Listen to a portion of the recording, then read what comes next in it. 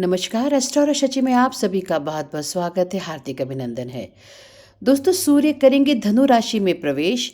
इसी के साथ आरंभ होगी सूर्य की धनु संक्रांति।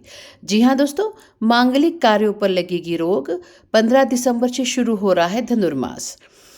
शादियों और अन्य मांगलिक कार्यों पर जल्द ही ब्रेक लगने वाला है।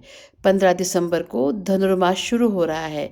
इसी के साथ सूर्य जैसे ही धनु राशि में प्रवेश करेंगे, वैसे ही सूर्य की धनु संक्रांति शुरू हो जाएगी। सूर्य का वृश्चिक राशि को छोड़कर धनु राशि में प्रवेश 15 दिसंबर की सुबह 7:20 पर होगा। सूर्य के धनु राशि में प्रवेश करते ही धनुर्मास की शुरुआत हो जाती है। धर्मशास्त्री की मान्यतानुसार जब सूर्य का धनु राशि में प्रवेश चल रहा होता है या गोचर चल रहा होता है, तो ऐसे समय पर गृह वास्तु, गृह प्रवेश, विवाह कार्य, मुंडन, यज्ञोपवीत आदि मांगलिक कार्य त्यागने चाहिए। साथ ही जहाँ तक संभव हो सके ब्रह्मचर्य का व्रत रखते हुए महापर्यंत धर्म उपासना आदि में ले लेना चाहिए। साथ ही सूर्य देवता का उदय काल के दौरान सूर्य को अर्घ्य देना आवश्यक हो जाता है। और साथ ही यदि आप इस समय सूर्य देव के आदित्य हृदय स्तोत्र का पाठ भी प्रतिदिन करते हैं, तो आपके जीवन में शुभ, समृद्धि और सौभाग्य बना रहता है। भारतीय ज्योतिष शास्त्र की मान्यता अनुसार सूर्य की जो धनु संक्रांति होती है दोस्तों, वो विशेष रूप से महत्वपूर्ण मानी जाती है, क्योंकि इस राशि के स्वामी बृहस्पति हैं और सूर्य से बृहस्पति का संबंध है।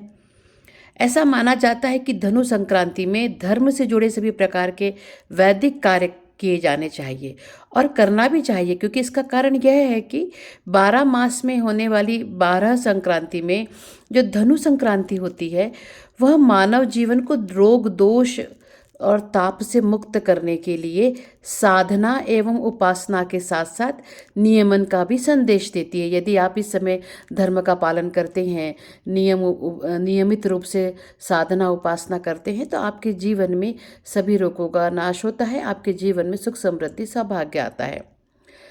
साथ ही इस धनु संक्रांति में भाग्य में आने वाले अवरोध भी दूर होते हैं, क्योंकि सूर्य देव और गुरुदेव आपस में मित्र हैं, सम है। सूर्य उपासना और शिव उपासना का भी यह बहुत अच्छा समय है।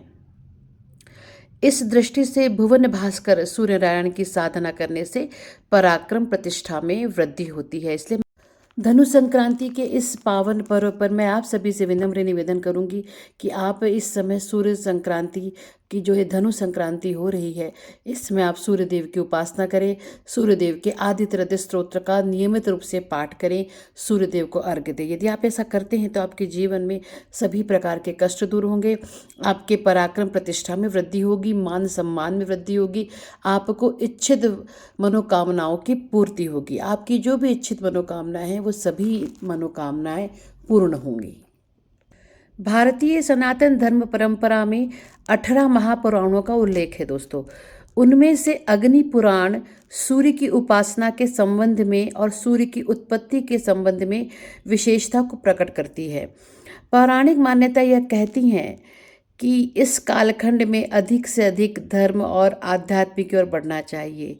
इससे आत्मोत्थान के साथ साथ धर्म, अर्थ, काम और मोक्ष चारों पुरुषार्थ की भी प्राप्ति हो जाती है। यह प्रशासनिक, राजनीतिक सफलता के लिए भी श्रेष्ठ माना गया है। इस दौरान यथाविधि उपासना करने से हमें इच्छित परिणाम प्राप्त होते हैं। साथ ही इस समय यदि आप 12 ज्योतिर्लिंगों की यात्रा करते हैं तो आपको विशिष्ट लाभ की प्राप्ति होती है। तो इस समय यदि आपके पास समय है तो आप 12 ज्योतिर्लिंग, जितने भी 12 ज्योतिर्लिंग हैं, उनके दर्शनों का लाभ उठाएं। और साथ ही इस महीने में जो भी आपसे धर्म से रिलेटेड काम हो, वो काम आप अधिक से अधिक करें।